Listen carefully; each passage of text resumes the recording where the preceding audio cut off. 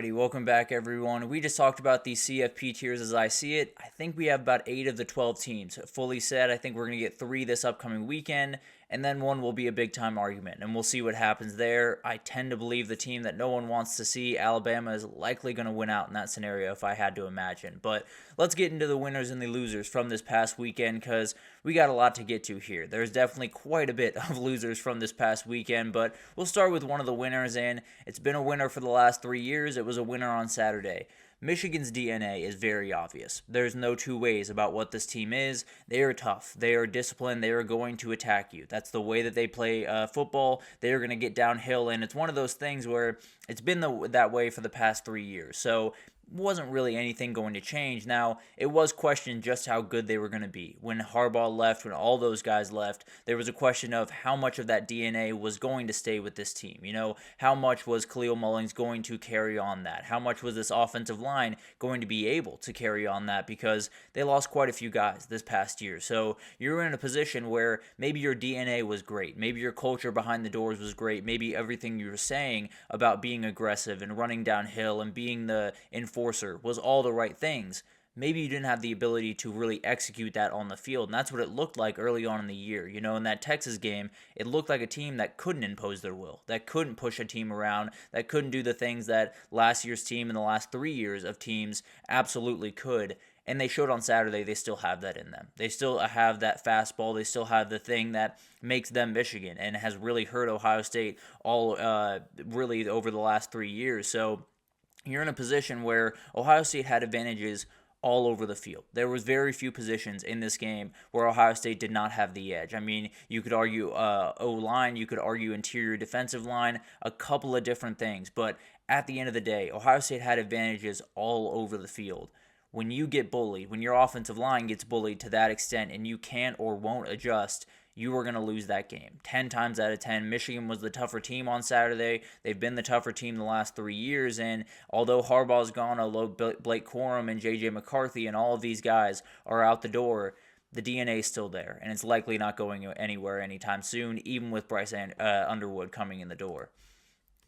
The loser was winning with class, as it were. There were a lot of different fights, a lot of different things going on this past weekend. Quite a bit of flag planting, as they call it. There was one in Columbus, there was Tallahassee, Chapel Hill, Tucson, all over the place. There were quite a bit of rumbles, if you will. There were quite a bit of people getting after each other, and my overall take is neither party really needs to do this. I think there's plenty of blame to go around with all of these different scenarios, but if you're planting a flag, I tend to believe that winning the game should be enough. I tend to believe that that should be all the message that you need to that other team, and them walking off the field with their heads down is plenty of a message. But at the end of the day, if you're getting the flag planted on you, you probably should win the game. You probably should make sure that they're not going to do that by winning the game. I don't know what conferences are going to do about this. I know the Big Ten gave them a little bit of slap on the wrist with a $100,000 fine, but at the end of the day, this is one of those situations where I don't know if you're necessarily fixing this problem. I don't know if you're necessarily getting rid of this anytime soon. I think the goal is just to make sure that everyone is as safe as possible and make sure that everyone is handling themselves as well as possible. Obviously, kids are going to talk trash. In these rivalry games, there's going to be moments like this. There's going to be things that happen like this. But at the end of the day, I tend to lean towards the winning with class crowd. I tend to be the one that says, win the game, walk off the field, and let them sulk in that. Let them sulk in kind of the silence of losing that game.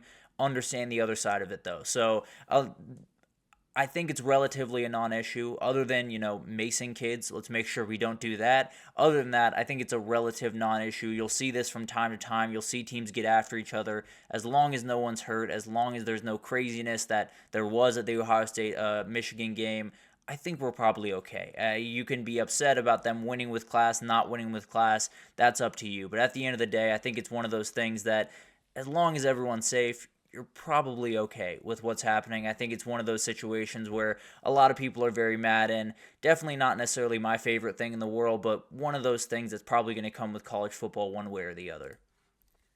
The winner was rivalry hate. Although we did have a couple of things that went maybe a little too far in one direction. There was quite a bit of getting after each other. Let's put it that way. There was quite a bit of people all around the country really getting after each other. You see Colin Simmons right there getting after Reed Adams. But at the end of the day, I think it's one of those things where as long as these fights don't go too far, like I just talked about, we're probably okay. You want a little bit of anger, you want a little bit of vitriol, you want a little bit of hatred in these rivalries every single year. The question is, just make sure that it doesn't go too far. So the Alabama-Auburn fight, definitely a little bit too far. Went a little bit off the field, got a little bit too many people involved in that thing. In the Texas A&M game, Will Lee and a couple of those wide receivers were getting after each other pretty good. But they weren't necessarily doing anything too aggressive. They weren't necessarily doing anything that was outright dangerous, and they kind of let the guys play. I really appreciated that. I understand you have to draw the line somewhere, and it has to be drawn pretty aggressively. But at the end of the day, when you have these rivalry games, I kind of want the guys jawing at each other a little bit. I don't want them throwing punches. I don't want them getting after each other in that way. I definitely do want them getting each other's faces, having a little bit of hate in their heart, because that's what makes college football, and it felt that way on Saturday, no doubt about that. Then the loser is Ryan Day's Q score. If you don't know what a Q score is, just his popularity, because a lot of questions around Columbus right now and a lot of things that Ryan Day has to figure out. Now, I will make this very, very clear. I think this is one of the 10 best coaches in the entire country. I think he's plenty of capable of breaking through what he has been dealing with at Ohio State. I think he needs a lot of different things to happen. I think he needs kind of a change of mentality when he goes into that Michigan game. Just think about it differently, attack it differently. I also think he needs a lot of the fans, a lot of the people around that program to kind of come back to him. And I don't really know how that happens. I don't know if you have to get to the national title. I don't know if you have to win it. I don't know what that looks like. Definitely something that all those boosters are deciding probably behind closed doors right about now is just how far does he have to get? How far does he have to get down that road in the playoff for us to feel okay about bringing him back in 2025? So you're in a weird position if you're Ryan Day. I think you pretty firmly have a job right now. You're in a position where you got to just coach playoff games. You got to just hope that you can win as many games as possible. You got to hope that the people behind closed doors are making decisions that benefit you in some way. So you're in a weird spot. There's no doubt about that. You want to make sure that you didn't miss out on this year that you spent quite a bit of money for and put a lot of energy into. So the way that I see it right now is it's going to be a really hard road back. If I were a betting man, I'd probably say Ryan Day is not going to be the head coach at Ohio State next year. Now, I can't promise that. I don't know what the conversations are behind closed doors, but I know that the goals were to beat Michigan, to win a Big Ten championship, and to win a national title. There's only one more of those on the board, and we'll see if they can get that one. If they can, then I expect him to come back. If they can't, then I think there's a lot of questions about what the future is for Ryan Day and Columbus. The winner was teams in new conferences. This was something that has kind of been unfolding really all year, and I feel like a lot of us were kind of just waiting for the other shoe to drop. We were waiting for a lot of the, classic teams, a lot of the teams that have been in those conferences for quite some time to kind of take over, but they never quite did. Texas comes into the SEC and gets to Atlanta in year one. Oregon into the Big Ten, gets to Indy in year one. ASU goes into the Big 12 and finds their way to Arlington in the number one seed in year one, and then SMU in the ACC. They've done an incredible job, these new teams in new conferences, and then you have Army over in the American playing in their conference title. So a lot of new teams in new conferences that have really kind of staked their claim. Kind of helps out a lot of the arguments for the Big 12 or the ACC when it comes to the playoff, but at the end of the day, it's been absolutely incredible to watch, and it's one of those situations where you never really know what these teams are going to be. I don't think a lot of people pegged SMU as one of the teams in the ACC championship. I don't think anyone pegged Arizona State as the winner of the Big 12. I think a lot of people would have said Utah would have been the new team there, but it was the Sun Devils. So in a crazy, crazy year where a lot of these teams that people questioned going into their new conference, they were able to kind of send a statement in year one. The loser is the Group of Five intrigue. There were some twists and turns towards the end of this year in the Group of Five, and we were trying to figure out who that last CFP team was going to be. Was it going to be Tulane? Was it going to be Army? Maybe UNLV? Maybe Boise State? There was a lot of intrigue going into last weekend, and then Tulane fell to Memphis, and a lot of that kind of went out the window where it's pretty much what happens in Boise, Idaho will decide who gets into the CFP from the G5. I really enjoyed the craziness that Tulane gave us, but I think you're in a position where no matter what happens in that game will decide who gets to the CFP from the group of 5, and then you'll still have the American Championship between Army and Tulane that will be very, very fun, just won't be for that CFP spot that it felt like it might be for about 2 weeks ago.